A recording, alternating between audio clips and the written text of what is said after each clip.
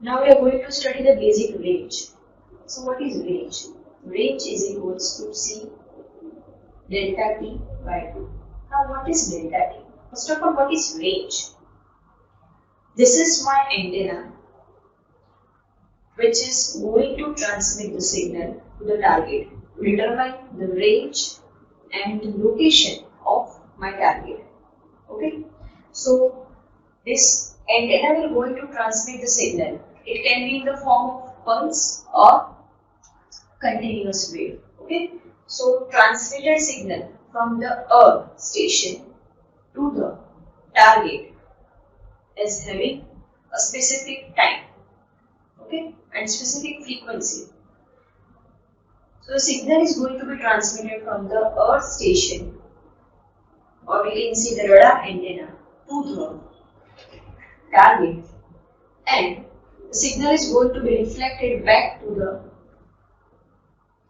radar antenna. It is going to be received by this antenna.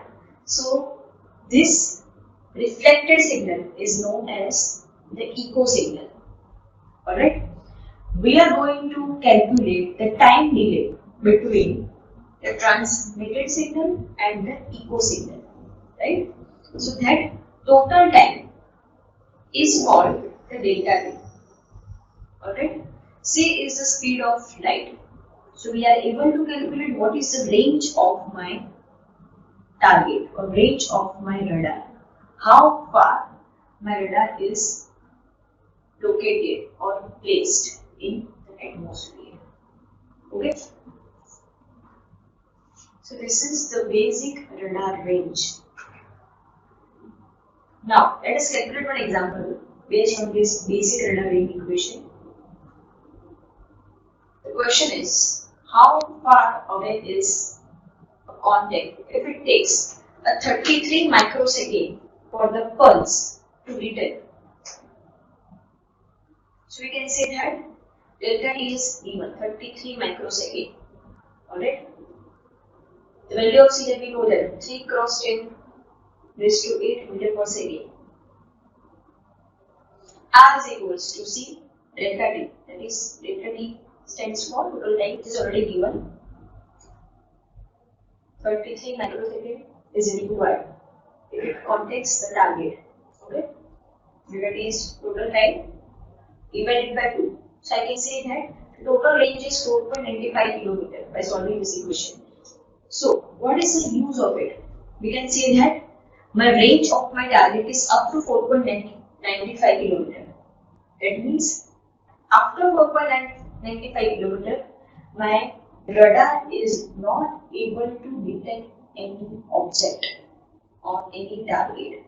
It will detect up to the 4.95 km. Alright, so this is called the radar range.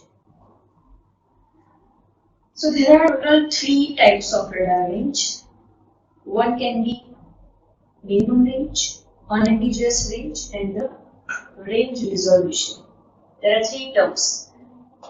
First, the shortest range at which a radar can first detect a target, that is called the minimum range. You can identify by C by 2 into pulse width. That means what is the width of my pulse. Second, unambiguous range. So it is the range beyond which my target appears a second time around. What does it mean? That means if I am going to transmit the signal from the earth station to the target, that is my transmitted signal. But by the time, if I am not going to receive the echo signal of this first pulse, after some time, my target will not send echo signal to the earth station. So, my radar antenna will transmit a second pulse, and then after my target is able to send an echo pulse of first pulse. So we can say that this target appears to be a second time. So it is the maximum range beyond which the target appears at the second time. Okay.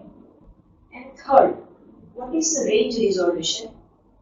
So range resolution is the minimum distance between the two targets which are nearly at the same range that generate a two separate results. Alright, so it is C by 2 PW upon PCR. Now we are going to derive the equation for the radar range. Before that, we must know what is my output power. So we are able to assume that the pulse radiates a power uniformly out from the antenna in all directions. So which antenna is going to be used? Omnidirectional antenna we are going to use. So the power density at a given point is P is equals to P peak upon 4 pi r square. What is R? R is the range, and P peak, that means my peak power. Okay, so peak power divided by 4 pi r square, that will give you the output power. Now, effective antenna aperture. What does it mean? And what is the importance of effective antenna aperture? We can say that the effective aperture measures the actual performance of antenna, right?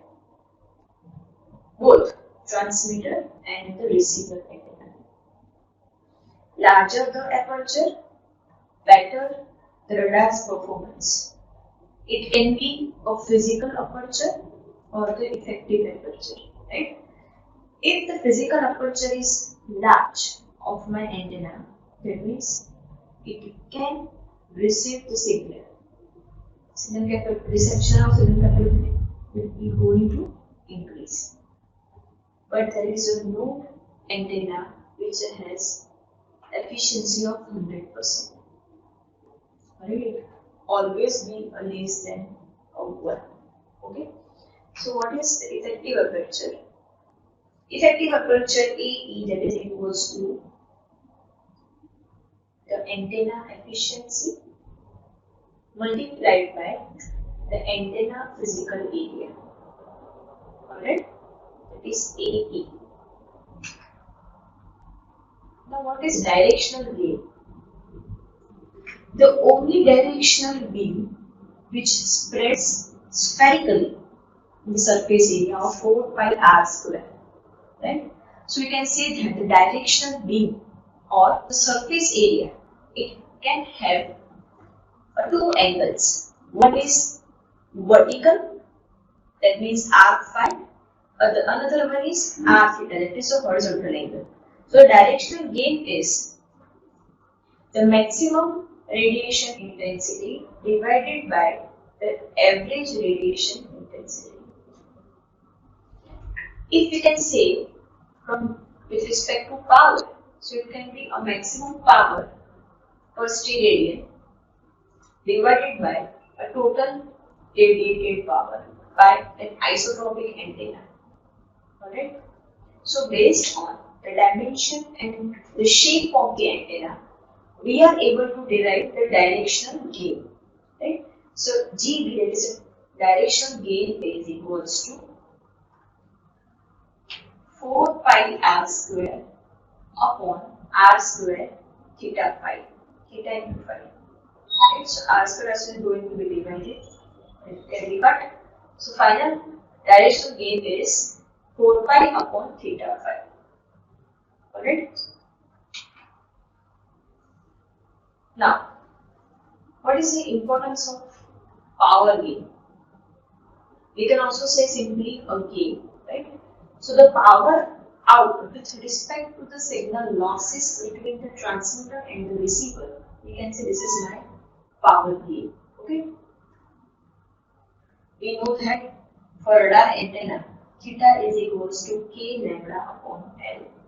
Right? K is the constant, L is the length, and lambda is the wavelength. So which includes the efficiency of radar based on the shape of my antenna. Okay? But we know that for the directional gain, it is 4 pi upon theta phi, but the value of theta is equals to k lambda upon L. Alright, so we are able to derive the equation for the directional gain, that is 4 pi a upon k square lambda square. So we are going to take into account the aperture efficiency AE. By putting the value of AE over there, we are able to calculate the value of the power gain. Alright, so that value is 4 pi AE upon k square lambda square, because we know that what is theta? Theta is equals to k lambda upon length, and phi is equals to k lambda upon width, because theta is the vertical angle and phi is the horizontal angle. So we need to take into account the width when we are going to calculate the phi. Okay? Let us take one example. The question is, what is the gain of a specific radar which is mentioned AN/APS116 S3 radar, which is operating at specific frequency, that is called 9.8 GHz.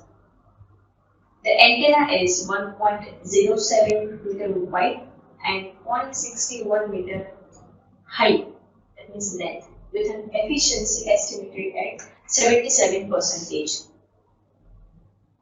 So, what is the value of gain? We all have the equation that G is equals to 4 pi AE upon lambda square. The equation for effective aperture, we are able to calculate the value of lambda because we know the value of K and value of the frequency. So from value of C and F, we are able to calculate the value of lambda, that is the 0.03 meter. And by placing all these values in the equation 4 pi AE upon lambda square, we are able to calculate the value of gain, that is 9061.6. Alright.